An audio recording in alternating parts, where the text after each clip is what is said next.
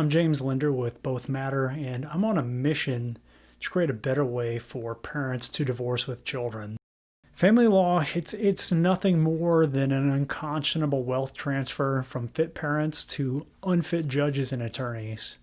It's really a broken, sick system, and my goal is to break that system. I would love for my company, again, Both Matter, to be at the heart of that.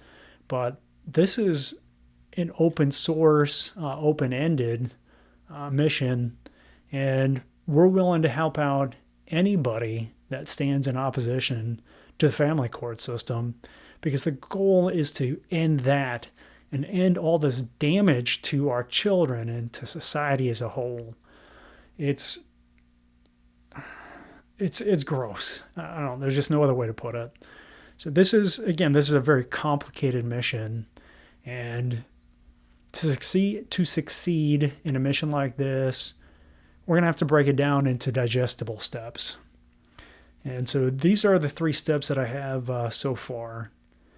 So before you can begin to tackle a problem, you have to describe the problem and identify the interested parties. And I've created a presentation. It was originally created for angel investors, but I've actually started to raise my own fund so that I don't have to take outside money. But I have this presentation that does a pretty good job of introducing parents to this problem and identifying the interested parties. The interested parties being primarily, the family law attorneys and judges on the one hand, and then on the other hand, obviously parents, grandparents, step parents, and children on the other hand. Children, obviously, most importantly, on the other hand. The second step of the journey, as I see it, is the interested parties have to gain agreement about the goals rather that matter most. And like I said before, there's a collective action problem that we're facing here. It makes a whole lot of sense for a parent to be most concerned about their relationship with their own individual child and how what they say and do is going to look in front of a judge or in the state of Texas, potentially even in front of a jury. So everybody's walking on eggshells and being super careful, but in aggregate, it's creating this collective action problem where even though there's a lot of overlap between what this group of people wants and this group of people wants and this group of people wants, it's really difficult to bring all those people together because nobody has I don't want to say courage, that's not fair, but everybody's so afraid. Everybody's so driven by fear. If they're sucked into this system, fear of losing their child, they're not willing to speak up. So that's step two, defining the interested parties, getting the interested parties to gain agreement about the goals that matter most. And then step three, we're going to go where the evidence tells us and then use that evidence to build a system that allows parents to opt out of the adversarial court system altogether. And that's what the mission of Both Matter is. And again, if there's another way, there's multiple ways to skin a cat. If there are other ways that we can topple this entrenched system, I'm happy to look at that. So we're going to go back to step one, in terms of describing the problem and identifying the interested parties. So, I mentioned that there are some really entrenched competitors here. These family law attorneys, they make hundreds of thousands of dollars per year by feeding off of the fear and sadness of parents that are going through this death of their marriage. It's really sickening and gross. But if you're about to enter into this process, that's what you need to understand more than anything. That family law, you'll hear this phrase bandied about called the best interest of the child. And that's the standard that just about every state in the nation is supposed to use when determining custody and visitation and even child support. It's all nonsense. That has nothing to do with anything. If you take the phrase best interest of the child and replace the word child with state and attorneys, that's really what this is about. It's in the best interest of the attorneys and the state. So, how is this in the best interest of the attorneys? Again, the attorneys come to you when you're at your lowest point in your life. You're grieving this death of your marriage, and they start whispering in your ear about how you need to get what you deserve. And, oh, you have to protect your child. And everything that your ex or soon-to-be ex does makes them a monster. And, oh, you have to protect your child from this monster. And we get into this dichotomy of the deadbeat dad. Oh, he's not paying child support? You've been separated for 3 months? That's unbelievable. And the gold digger mom, no, like she doesn't deserve, your money. You earned this, blah, blah, blah. I'm using those examples because in my practice, that's what I see the most often. And that's whatever weakness the attorneys can identify, that's what they're going to use. They've been doing this for a long time. This all started in the 1960s and 70s. And they've had now 50 plus years to capture the regulatory system and turn this family law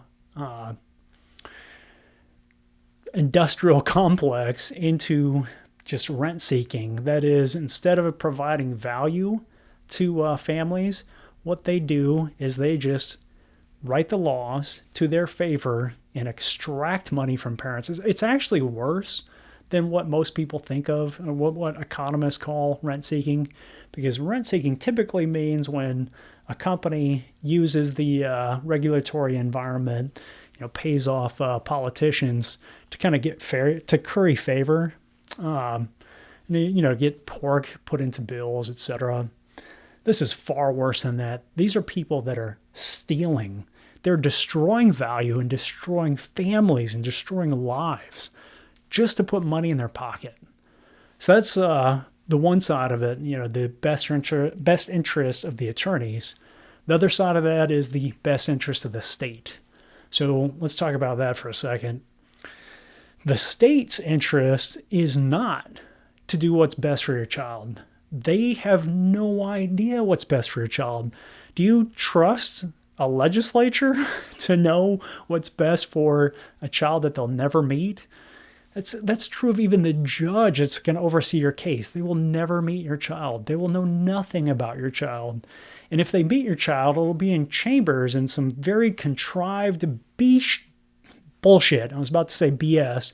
Bullshit environment where your kid's probably terrified, and in the worst case scenario, you and or your ex have been coaching your child to say something favorable for quote unquote your side. That whole system is so gross. And there's terms that get bandied about like narcissist and what's the other big one? It's not coming to me. I'll think of it a little bit later. But this system creates narcissists. It's run by narcissists. Think about, and I've met 4 sociopaths just in my own travails in family court. 4. I have 2 kids, so I had 2 kids by 2 moms in 2 states. I've been in and out of family court a fair amount, but not so much that I should have run into 4 sociopaths at this point. But if you think about it, you think about the type of person that is willing to destroy families and take wealth from parents while harming their children. Of course it's going to attract narcissists and pathological liars and drunks. Met a lot of drunks too, and sociopaths. So it's not surprising. I'm getting a little bit off topic. Anyways, best interest of the state. So these judges, of course, in a lot of states, like Indiana, where I'm from, originally I'm in Texas now, there's a revolving door between family law firms and magistrates and judges. These magistrates, don't get me started on that either.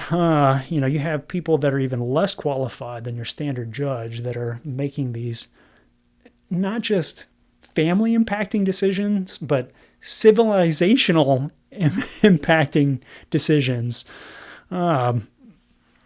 People that know zero about child psychology, that know zero about you and zero about your ex. Just think about this.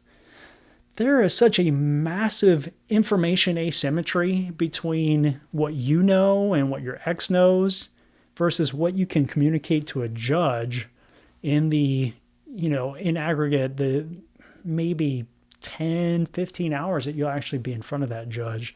Half the time that judge is checked out. They don't care about you. They don't care about what they think of as your whininess. Anyways, there is nothing good that can come from that. And whether you opt out of that system to work with a company like Both Matter, I don't care if it's Both Matter, just anybody but the court system, or you try to negotiate directly with your ex if you can. Whatever you do, great. Just don't get sucked up into that system, because the system itself, it's pathological. It's not diseased. It is a disease.